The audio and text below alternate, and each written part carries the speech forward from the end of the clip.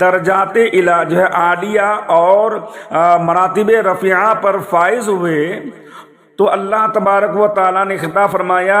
اے محمد صلی اللہ تعالیٰ علیہ وسلم، یہ فضیلت و شرف میں نے تمہیں کیوں عطا فرمایا؟ تب جا کر حضور نبی کریم صلی اللہ تعالیٰ علیہ وسلم نے عرض کی کہ اس لیے کہ تو نے مجھے عبدیت کے ساتھ اپنی طرف منسوب فرمایا۔ اس پر یہ آیت کریمہ نازل ہوئی اور آگے رب تبارک و تعالیٰ نے ارشاد فرمایا، اسرا بعبدہ، اپنے بندے کو سیر کرائی۔ تو آیت کے اس حصے میں نبی کریم صلی اللہ تعالیٰ علیہ وسلم کی معراج شریف کا تذکرہ ہے، اور معراج شریف نبی کریم صلی اللہ تعالیٰ علیہ وسلم کا ایک جلیل اور کیا نام کہتا ہے معجزہ اور اللہ تعالیٰ کی عظیم نعمت ہے، اور اس سے حضور پر نور صلی اللہ تعالیٰ علیہ وسلم کا وہ کمال قربہ ظاہر ہوتا ہے جو مخلوق الہی میں آپ صلی اللہ تعالیٰ علیہ وسلم کے سوا کسی کو میسر نہیں ہوا۔ معراج شریف کے متعلق ہمیں بہت ساری باتیں معلوم ہوتی ہیں اور بہت ساری جو ہے چیزیں ہم کو معلوم ہوتی ہیں۔ سب سے پہلی چیز تو یہ، اور سب سے پہلی بات تو یہ کہ نبوت کے 12ویں سال سید المرسلین صلی اللہ تعالیٰ علیہ وسلم معراج سے نوازے گئے۔ البتہ مہینے کے بارے میں اختلاف ہے، جیسا کہ صاحب جو ہے کیا نام کہتے ہیں تفسیر نعیمی نے بیان کیا، مفتی احمد خان نعیمی نے جو ہے الگ الگ اختلافات جو کو بیان کیے ہیں، مگر زیادہ مشہور یہ ہے کہ 27ویں رجب کو معراج ہوئی۔ اور دوسری بات یہ بھی معلوم ہوتی ہے کہ مکہ مکرمہ سے حضور پر نور صلی اللہ تعالیٰ علیہ وسلم کا بیت المقدس تک رات کے چھوٹے سے حصہ میں تشریف لے جانا نص قرآنی سے ثابت ہے، اس کا منکر کافر ہے، اور آسمان کی سیر اور منازل قرب میں پہنچنا احادیث صحیحہ اور معتمدہ مشہور سے ثابت ہے جو حد تواتر کے قریب پہنچ گئی ہیں، اور اس کا منکر یعنی جو اس کا جو ہے انکار کرے گا وہ گمراہ ہے۔ اور تیسری بات یہ بھی معلوم ہو گئی کہ معراج شریف بحالت بیداری جسم و روح دونوں کے ساتھ واقع ہوئی ہے۔ یہی جمہور اہل اسلام کا عقیدہ ہے، اور اصحاب رسول صلی اللہ تعالیٰ علیہ وسلم کی کثیر جماعتیں اور حضور اکرم صلی اللہ تعالیٰ علیہ وسلم کے جلیل القدر صحابہ کرام رضی اللہ تعالیٰ عنہم اسی کے جو ہے معتقد ہیں، اور آیات و احادیث سے بھی یہی سمجھ میں آتا ہے۔ اور جہاں تک جو ہے بیچارے فلسفیوں کا تعلق ہے جو علت اور معلول کے چکر میں پھنس کر عجیب و غریب کے جو ہے شکوک و شبہات کا شکار ہے، تو ان کے کیا نام کہتے ہیں فاسد اوہام اور محض باطل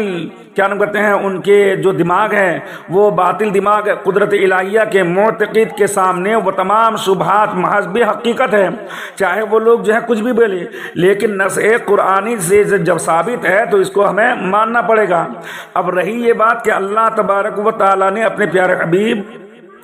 صلی اللہ تعالیٰ علیہ وسلم کو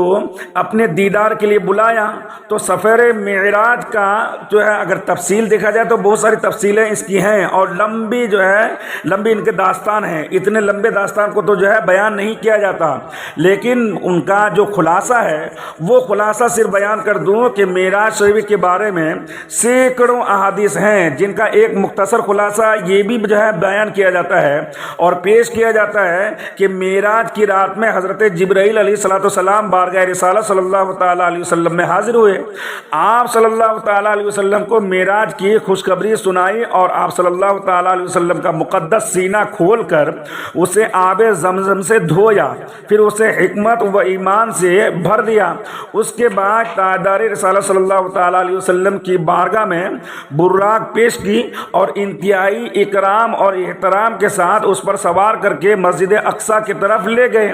بیت المقدس میں سید المرسلین صلی اللہ تعالیٰ علیہ وسلم نے تمام انبیاء و مرسلین علیہ السلام کی امامت فرمائی،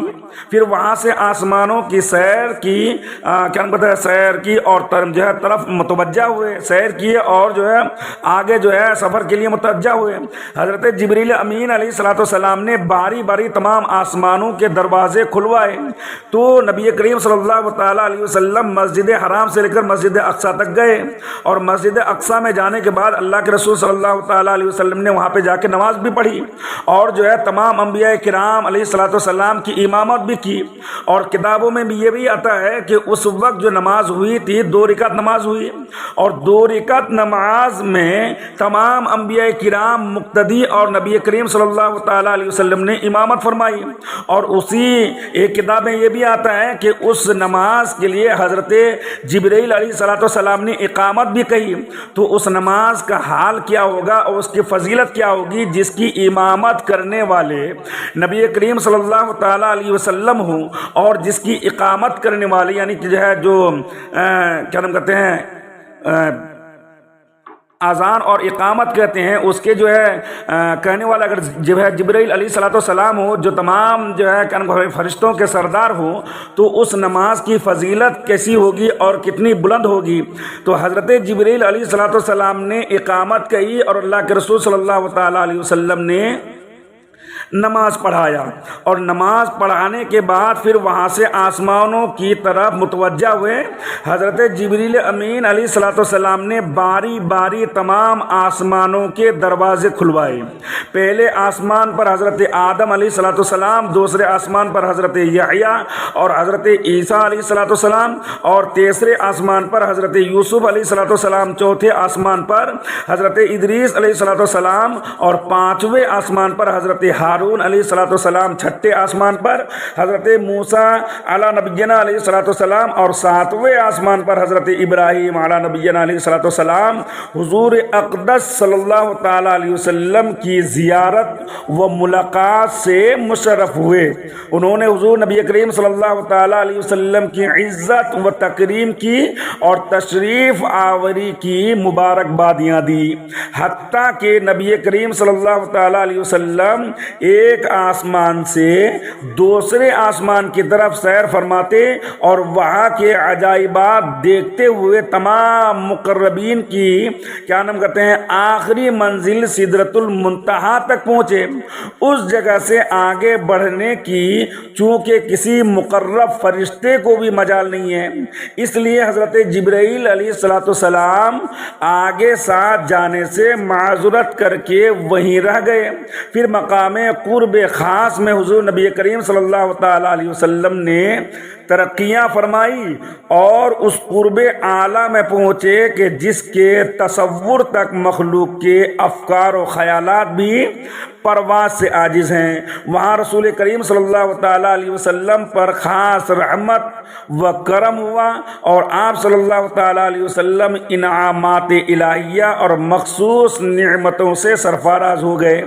کیا کیا چیزیں انعامات میں ملی ہیں اور کیا کیا چیز جو ہے مخصوص طور پر آپ کو دی گئی ہے, اور جو ہے اللہ کے رسول صلی اللہ تعالیٰ علیہ وسلم نے کتنے دین کا آپ نے معراج کا سفر کیا ہے, یہ تمام چیز آگے آنے والی ہے اور یہ چیز جو ہے بیان ہونے والی ہے. تو نبی کریم صلی اللہ تعالیٰ علیہ وسلم کو انعامات الہیہ اور مخصوص نعمتوں سے سرفراز فرمائے گئے. زمین و آسمان کی بادشاہت اور ان سے افضل و برتر علوم پائے. امت کے لیے نمازیں فرض ہوئی. نبی کریم صلی اللہ تعالیٰ علیہ وسلم نے بعض گنہگاروں کی شفاعت فرمائی. یہاں پہ ایک بات غور کرنے کی ہے